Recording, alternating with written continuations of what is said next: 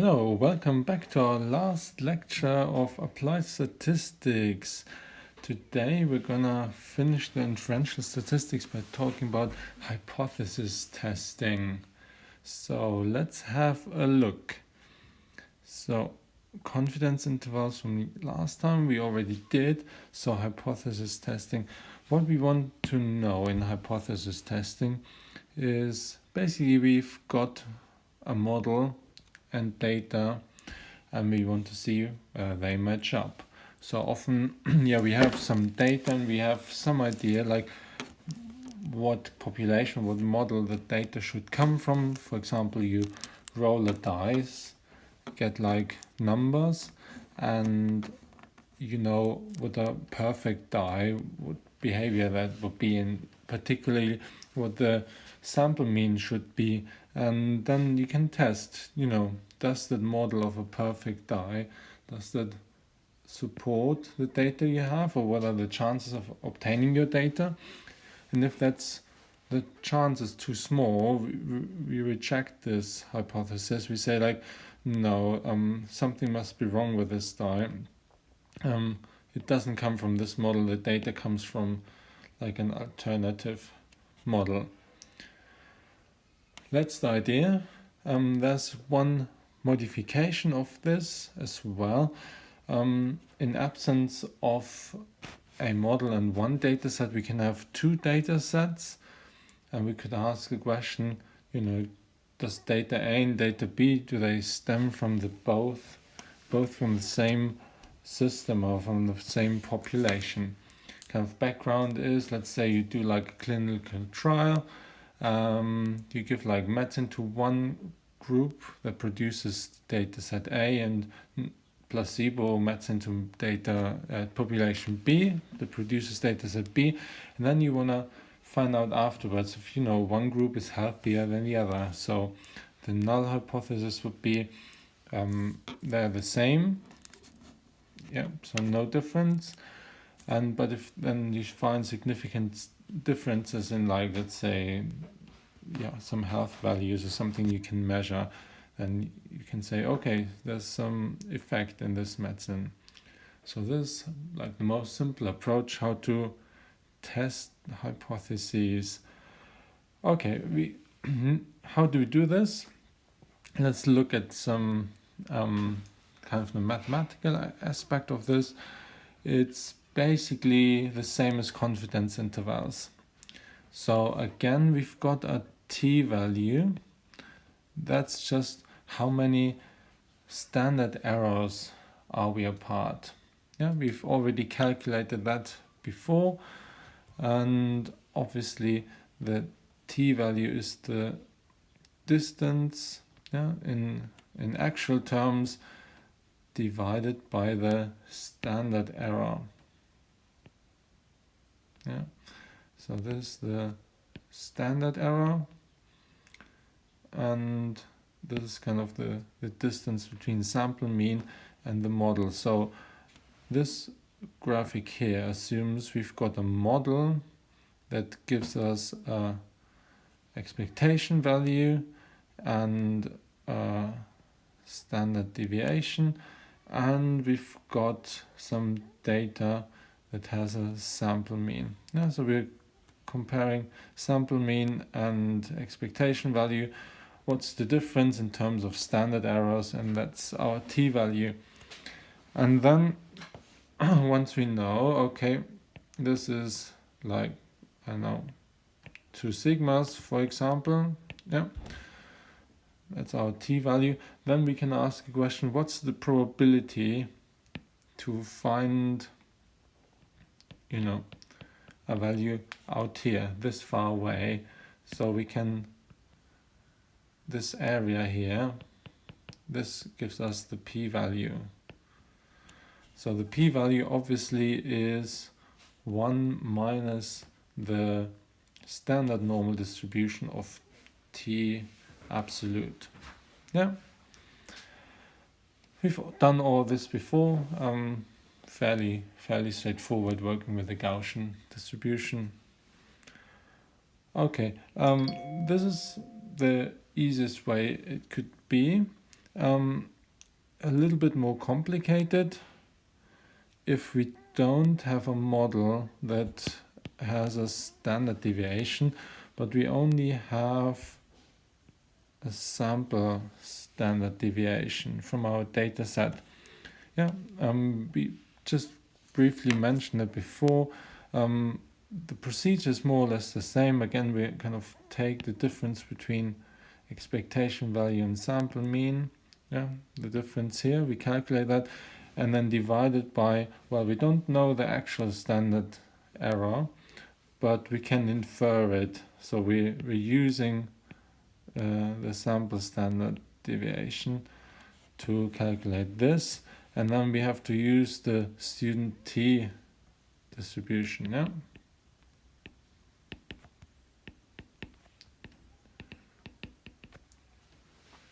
And we need degrees of freedom here.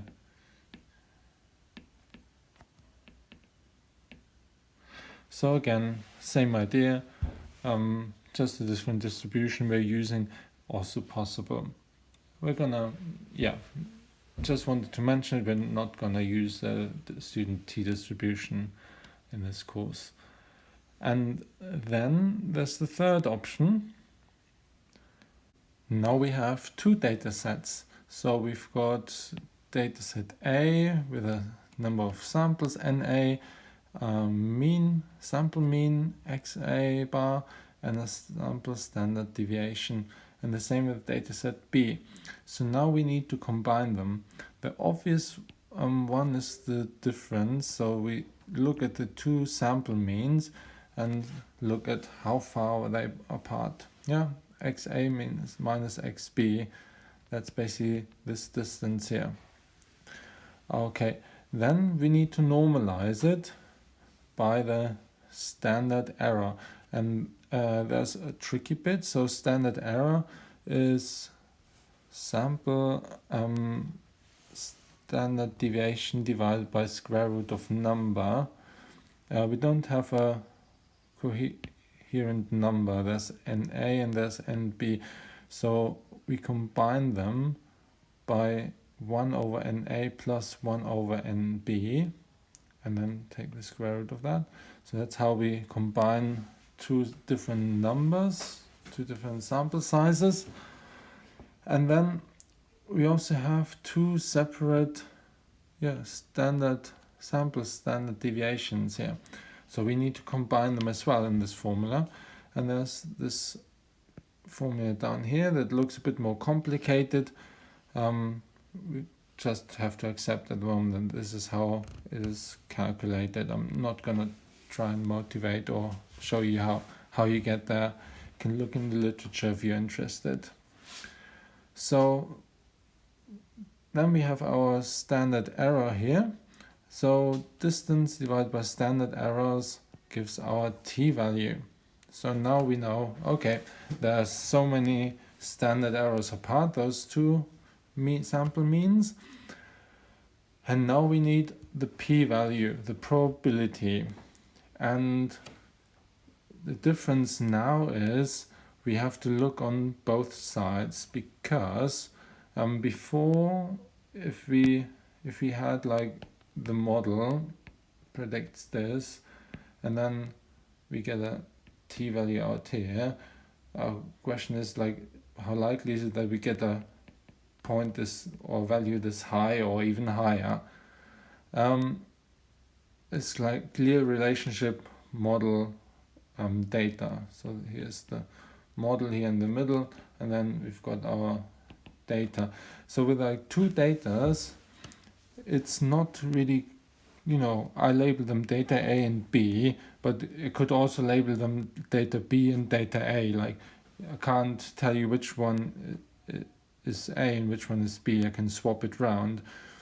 So we've kind of got a symmetrical problem. So I need to look at kind of the probability that, one is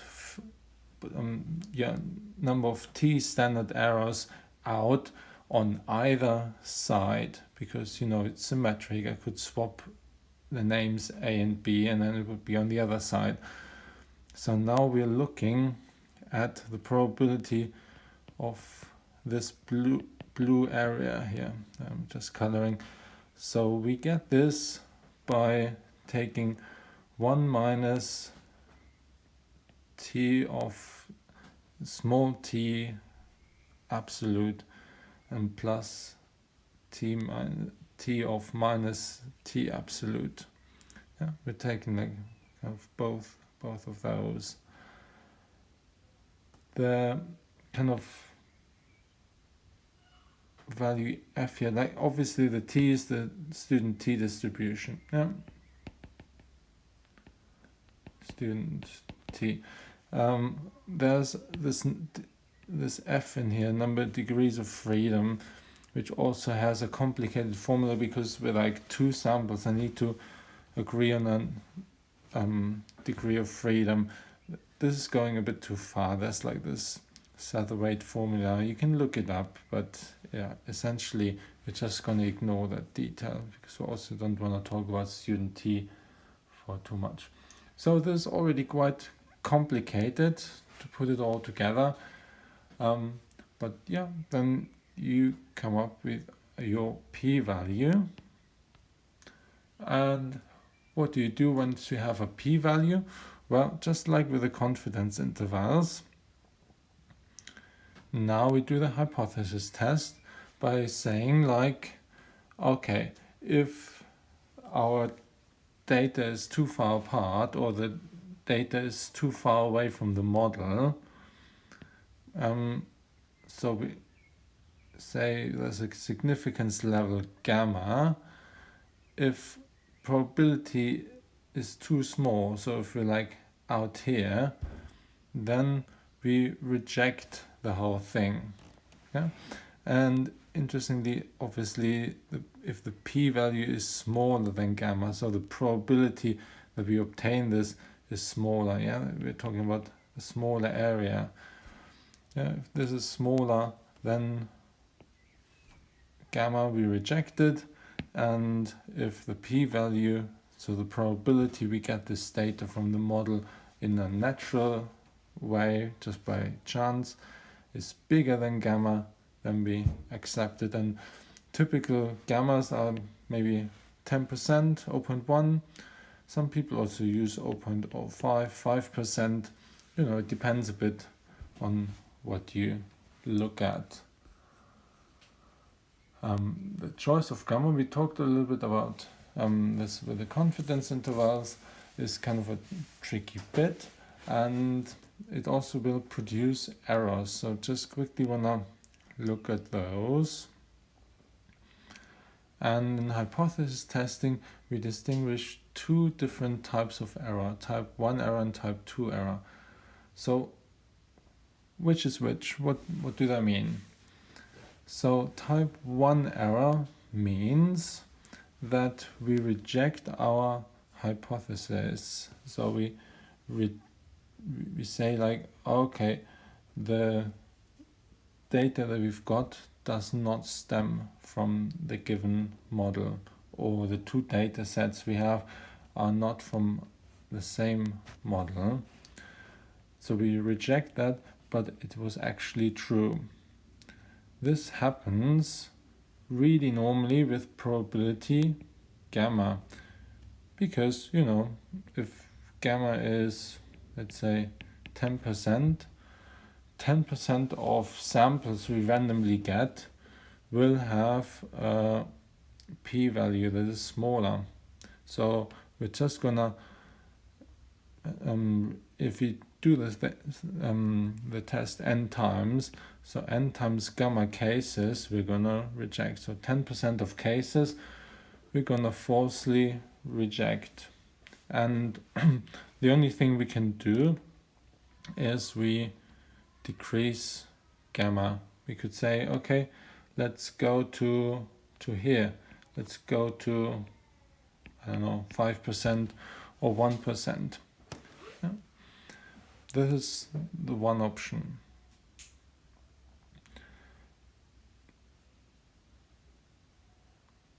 Okay, so this is type 1 error, so we can decrease gamma, but we saw last time that, you know, if I decrease gamma too far, then our confidence interval becomes too big. And there's also like a type 2 error. This is kind of the opposite. So we could start accepting things that were actually false. The easiest way to look at it is if we think of two data sets stemming from like two separate models. So let's say model 1 produces this, mean value at 0, and model 2 produces something that's slightly off. So if, and especially if my gamma is very, very small, then I have a quite large acceptance interval. So I won't see this small differences. This is something that's related to the effect size. Yeah, the difference between the two models. So if I have a 1% gamma, so I want to be 99% sure I don't do a type 1 error, then it's very likely that I won't see this difference because, you know, what model 2 delivers is still within the kind of the width of model 1, my confidence interval, especially if gamma is low. So you could say, okay, bring gamma back up, but then I get more type 1 errors. So, you know, there's not much gained in this way. So the way I can tackle type 2 errors to distinguish things, you know, stemming from different models or data not being from the model I expect, to distinguish that, the best thing is to increase sample size, because then I know that my curves here, they become steeper. My standard error goes down with the square root of n. So if I have, let's say, 100 times the sample size, then I get a 10 times more narrow distribution, which means at the same separation, I find it easier to distinguish those two. So now here, model 2 has a mean value that's within the red area over here. So it wouldn't be accepted anymore, whereas model 2 here is in the green area. It would be accepted falsely. Okay, so these are the errors that can happen, and this is kind of the theory behind it. Let's look at an example, and then we have a few like exercise for you. So we have the coin toss, standard coin, and I would like to determine whether this coin is fair or not. So whether we get like a 50% chance for either side with significance level gamma equals 0.1. So please determine the t value and the p value, and then let's see.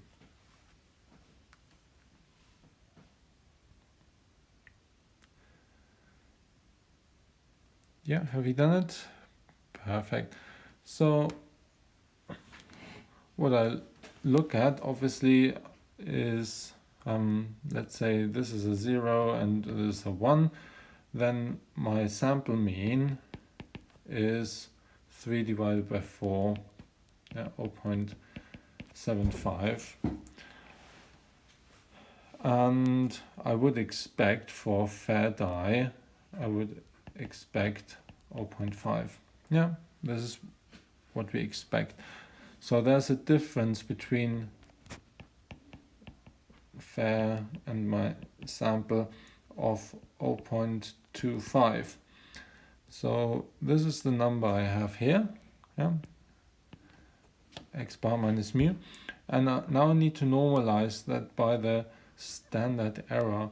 And what I have given you is the variance. The variance is 0.25. So the standard deviation is the square root of that. That's 0.5. Yeah. So if I take this off, I take the square root, that's 0.5. And it's an n equals 4 sample. N is 4, 1, 2, 3, 4 coin tosses. So for the standard error, I've got the square root of 4. And if I calculate all that, I come out with a t equals 1. So we are one standard error out. And now if you remember the chart for the standard normal, like minus sigma plus sigma, we've got something like 68% in there. Yeah, basically for gamma equals 0.1, it's gonna be fine. The kind of the for 0.1, for 10% significance level, the critical cutoff is around 1.3. You can see this in the table here. Around 1.2, 1.3, the value is like roughly around gamma. Yeah, that's the 0.1. So this is our cutoff. With only one sigma out, we're fine. We're still in the green acceptance area. I can calculate that precisely. So probability 1 minus phi of 1 is 16%. Yeah. So 16% chance to get this sample with a fair die. And that's higher than the 10%. So we can assume everything's fine, everything's fair. Yeah, this is kind of the process, how it works. It's like really similar to the confidence interval, just like the question is slightly different one. We're not kind of calculating an interval, we're just like saying like, yeah, what is the probability if the interval goes exactly to the point we're measuring, and then is that something we believe or not. Okay, so let's try this exercise here. So I've got a 10 sample here with a die, and I'd like you to test if this is a fair or not fair die at significance level gamma equals 0.1.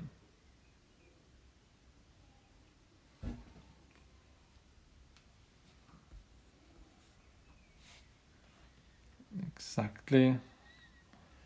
Well done. So I had already given you that in the sample the mean value is 4.5 and variance is 2.5. Obviously what we expect is 3.5, yeah, for fair die. Numbers from 1 to 6.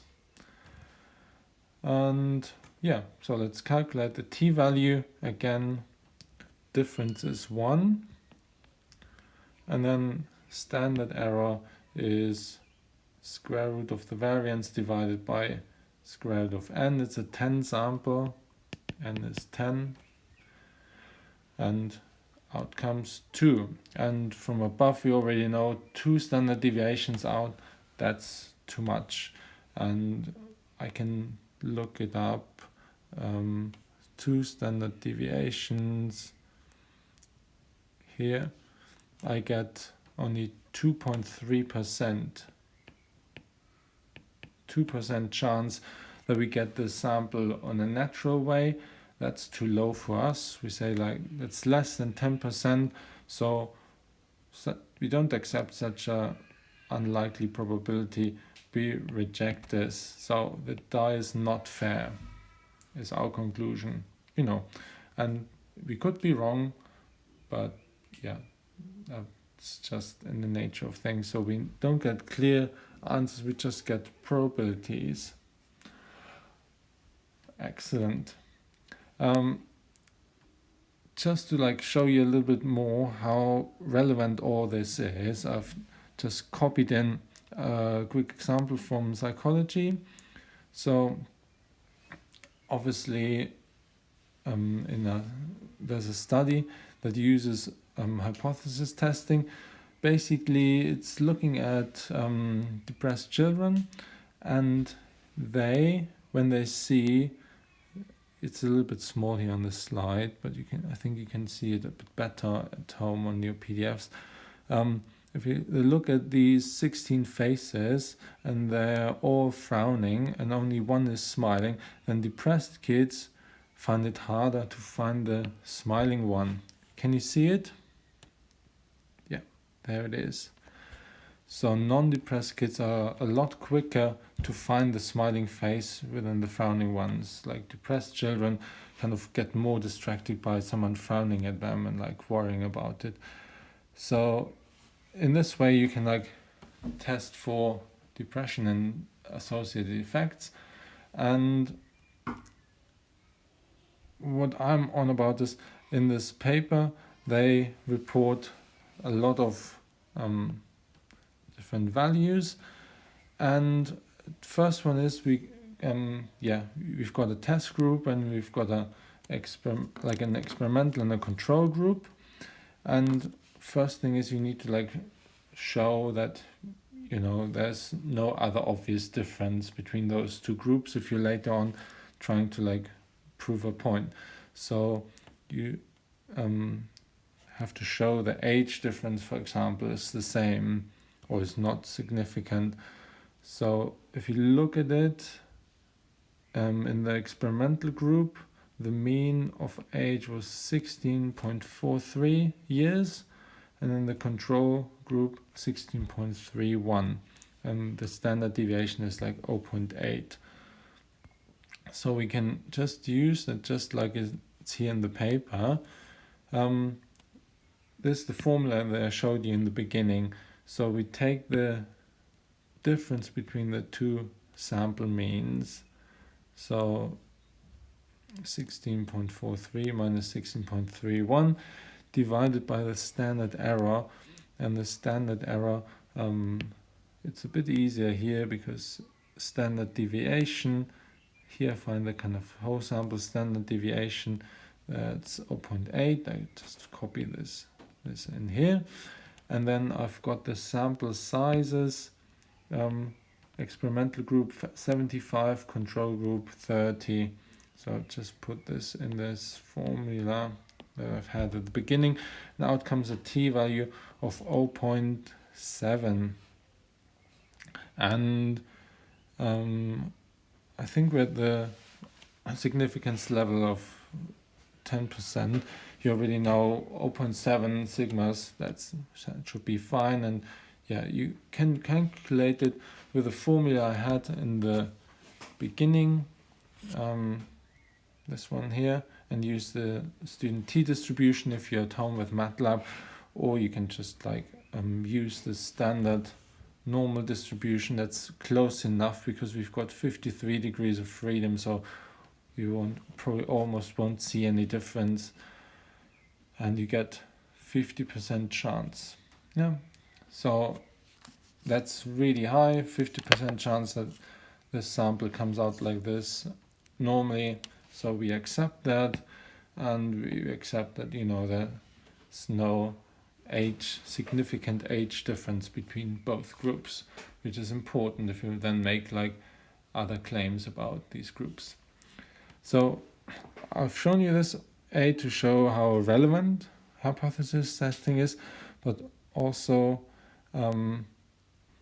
here's the second page then where you find this. So it says in this paper there were no significant differences between the training conditions in terms of participants' age. Okay, and they give the p-value of 0.48 that we had as well. So excellent, and a t-value of 0.7, in there as well. So we've done everything right. We validated the paper, brilliant. So now it's your turn. I'd like you to look at the baseline attention bias, that's this line here, and determine at the 5% significance level whether there's a difference between experimental and control group.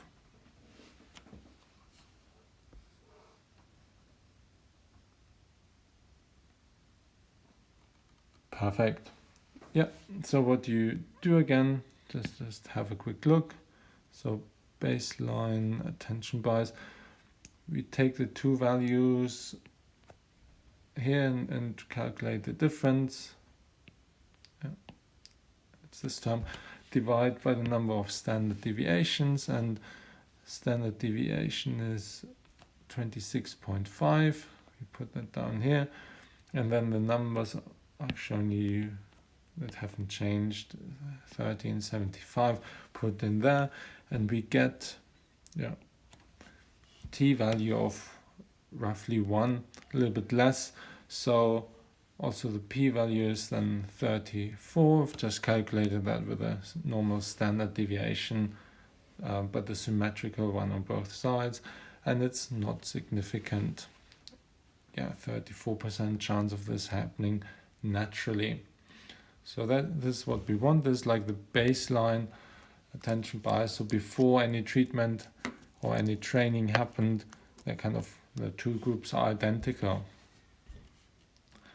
And maybe then last one. Now we go into the actual test. There was like a reaction time test with the faces to see whether there's a difference in reaction time, finding the smiling face, and that's here the last line, and there's something given in milliseconds between the control and experimental condition. Just have a look, determine t and p values, please.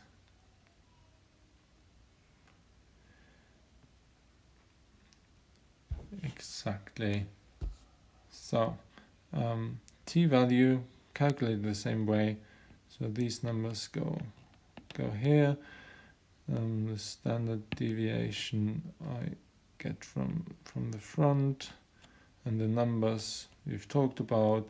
So I'm out by 3.5 standard deviation, and I guess, or standard error, sorry, I should say.